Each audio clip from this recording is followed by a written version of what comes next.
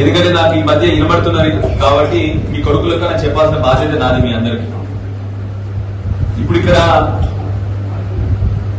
Pension వచ్చిన వాళ్ళు ఎవరు ఉన్నారా? పెన్షన్ బీడీ పెన్షన్ కానీ పెద్ద మనుషుల పెన్షన్ కానీ ఒకసారి చేస్తున్నామా? చాలా మంది ఉన్నారు. Very good. అంటే దగ్గర మీకు 9-10 ఏళ్ళు కేసీఆర్ వచ్చినప్పటి నుంచి వస్తున్నాయి పెన్షన్. ఎక్కడికి వస్తుంది పెన్షన్ పైసలు? tangu మరి బ్యాంకుకి వస్తాయా లేదా? మధ్యలో వచ్చిస్తాడా? బ్యాంక్కి వస్తాయి. నువ్వు పోతావు, మంచిగా జేబులో పెట్టుకుంటావు, వెళ్ళిపోతావు. అవునా? రైతు బంధు వచ్చిన ఉన్నారు ఎవరైనా? రైతు బంధు చేతులు ఎత్తుండ్రే గట్టిగా బాబు. రైట్, చేపించండి. నీ రైతు బంధు పైసలు ఎక్కడికి వస్తాయి? బ్యాంకులకు వస్తాయి కదా. డైరెక్ట్ నీ బ్యాంకులకు వస్తాయి. టింగు మన సపోర్ట్ వస్తుంది నీ ఫోన్ లా. నువ్వు పోతావు, జేబులో పెట్టుకుంటావు, పోతావు.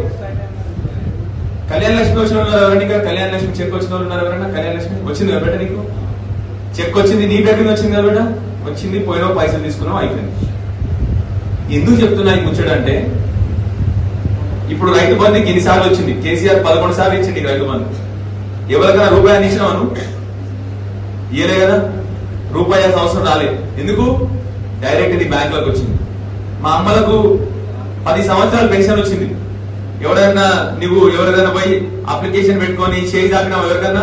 లేదు. ఎవరికైనా రూపాయి ఇవ్వాల్సి వచ్చిందా? లేదు. అది కేసీఆర్ గారు చేసిన గొప్ప పని. ఎవరికి అర్థం కాలేదు. కేసీఆర్ ఏం చేసిండు? మధ్యలో ఒక మంచి వస్తే మళ్ళీ చేయి చాపుతారని డైరెక్ట్ నీ బ్యాంకు వేయడం మొదలు పెట్టిండు. ఏది ఇచ్చినా నీ బ్యాంకుకు రావాలి, మధ్యలో ఎవరు రావద్దు.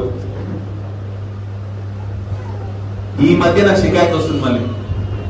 ఇందిరం మిల్లుకు ఒక రేట్ అట, దాని పేరు ఇంకోటి మన రేషన్ కార్డుకు ఒక రేట్ అట. మీ కొడుకుని దండం పెట్టి కోరుతా ఉన్నా, ఇది రానియకండి. ఎవరికి రూపాయి ఇవ్వాల్సిన అవసరం లేదు. అర్థమైందా? అది మన హక్కు, మీకు ధర్మంగా వచ్చేది. మీకు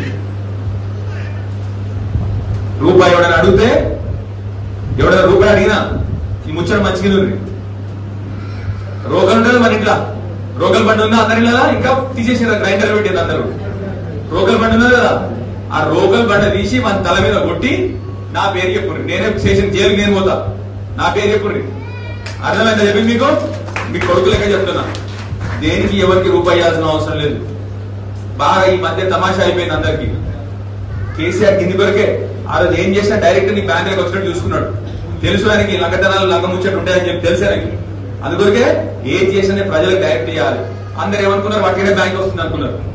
కాదు, మీకు ఎవరు మధ్యలో రావద్దని సార్ బ్యాంకులు వేసింది.